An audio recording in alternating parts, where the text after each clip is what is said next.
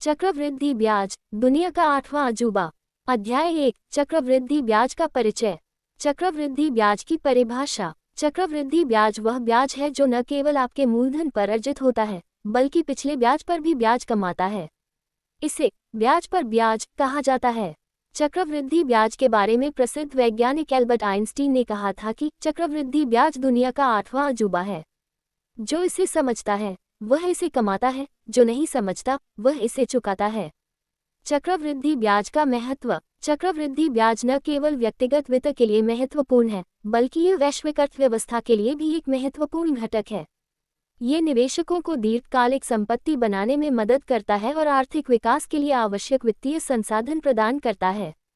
अध्याय 2, चक्रवृद्धि ब्याज का इतिहास। प्राचीन काल में ब्याज की अवधारणा। ब्याज की अवधारणा कोई नई नहीं है। प्राचीन काल से ही विभिन्न सभ्यताओं में ब्याज का उपयोग होता आया है। उदाहरण के लिए, बाबुल की सभ्यता में ब्याज का उल्लेख मिलता है, जहां लोग अनाज और अन्य वस्तुओं के उधार पर ब्याज लिया करते थे। हालांकि चक्रवृद्धि ब्याज की अवधारणा को व्यवस्थित रूप से समझने और उपयोग करने का इतिहास मध्य युग और आधुनिक काल में शुरू हुआ। बैंकिंग प्रणाली का विकास। 17वीं शताब्दी में यूरोप में आधुनिक बैंकिंग प्रणाली के विकास के साथ चक्रवृद्धि ब्याज का उपयोग शुरू हुआ। शुरुआती बैंकों ने इसे अपने ग्राहकों को आकर्षित करने के लिए उपयोग किया। इसका मुख्य उद्देश्य लंबी अवधि में अधिक से अधिक लाभ प्राप्त करना था। विभिन्न संस्कृतियों में चक्रवृद्धि ब्याज का विकास। भारत, चीन और मध्य पूर्व की संस्कृतियों में चक्रवृद्धि ब्याज के विभिन्न रूपों का उपयोग किया गया। विशेष रूप से भारतीय समाज में, जहां व्यापारिक गतिविधियां बढ़ रही थीं, चक्रवृद्धि ब्याज का महत्व बढ़ता गया। अध्याय 3, चक्रवृद्धि ब्याज का गणितीय सिद्धांत। सरल ब्याज बनाम चक्रवृद्धि ब्याज। सरल ब्याज सिंपल इंटरेस्ट और चक्रवृद्धि ब्याज कॉम्पाउंड इंटरेस्ट के बीच महत्वपूर्ण अंतर यह है कि सरल ब्याज केवल मूलधन पर आधारित होता है, जबकि चक्रवृद्धि ब्याज समय समय पर अर्जित ब्याज को भी मूलधन में जोड़ देता है, जिससे अगली अवधि के लिए ब्याज की गणना होती है।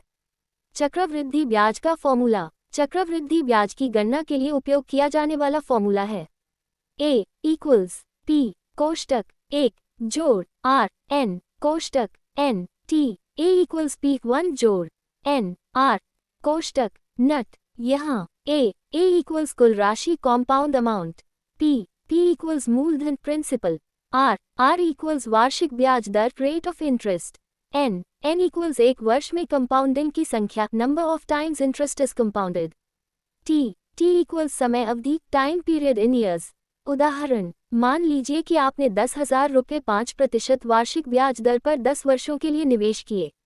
यदि ब्याज साल में एक बार कंपाउंड होता है, तो आपके निवेश की कुल राशि होगी A = 10 अल्पविराम 000 कोष्टक 1 जोड़ 0.05 1 कोष्टक 1 गुना 10 A = 10,000 1 जोड़ 1 0.05 कोष्टक 1 गुना 10 A = 10 अल्पविराम 000 गुना कोष्टक 1.05 कोष्टक 10 A = 10,000 गुना 1.05 10 A = 10 अल्पविराम 000 गुना 1.62889 A = 10,000 गुना 1.62889 A = 16 अल्पविराम 288.95 रुपये A = 16,288.95 रुपये। इस प्रकार 10 वर्षों में आपका 10,000 रुपये 16,288.95 रुपये बन जाएगा, जिसमें 6,288.95 रुपये चक्रवृद्धि ब्याज के रूप में अर्जित हुआ है। अध्याय 4, चक्रवृद्धि ब्याज का वास्तविक जीवन में महत्व। बचत और निवेश योजनाएं। चक्रवृद्धि ब्याज का सबसे बड़ा लाभ तब मिलता है जब आप इसे बचत और निवेश योजनाओं में उपयोग करते हैं। उदाहरण के लिए, बचत खाते, फिक्स्ड डिपॉजिट और म्यूचुअल फंड जैसी योजनाएं चक्रवृद्धि ब्याज के सिद्धांत पर आधारित होती हैं। Retirement planning. चक्रवृद्धि ब्याज का उपयोग करके रिटायरमेंट के लिए लंबी अवधि की योजना बनाई जा सकती है। एक छोटी सी राशि समय के साथ बढ़कर एक बड़ी राशि में बदल सकती है, जिससे रिटायरमेंट के बाद आर्थिक सुरक्षा सुनिश्चित की जा सकती है। ऋण और कर्ज। चक्रवृद्धि ब्याज का एक अन्य पहलू यह है कि यह ऋण और कर्ज के मामलों में भी लागू होता है।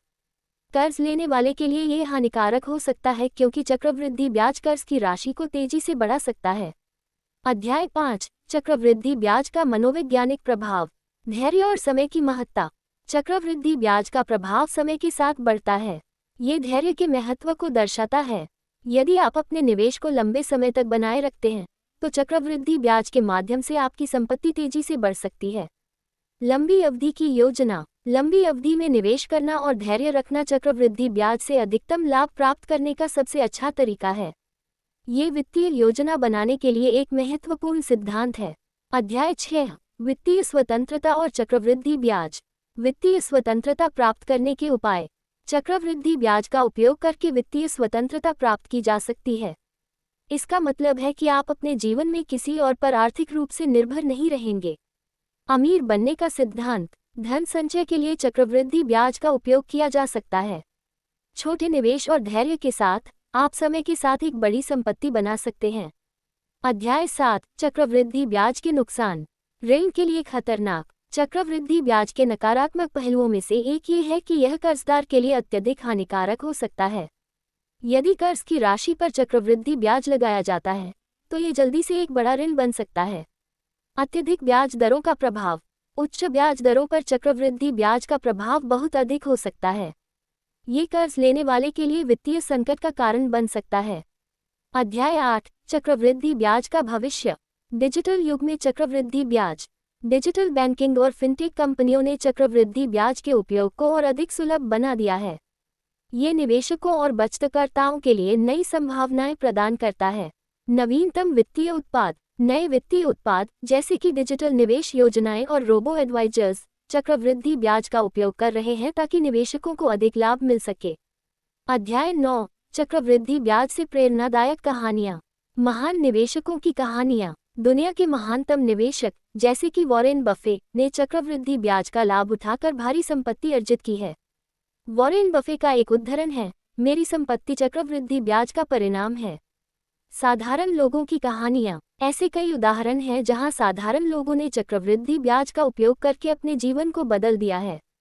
वे अपनी छोटी बचत को निवेश के माध्यम से बढ़ाकर बड़ी संपत्ति बना सके।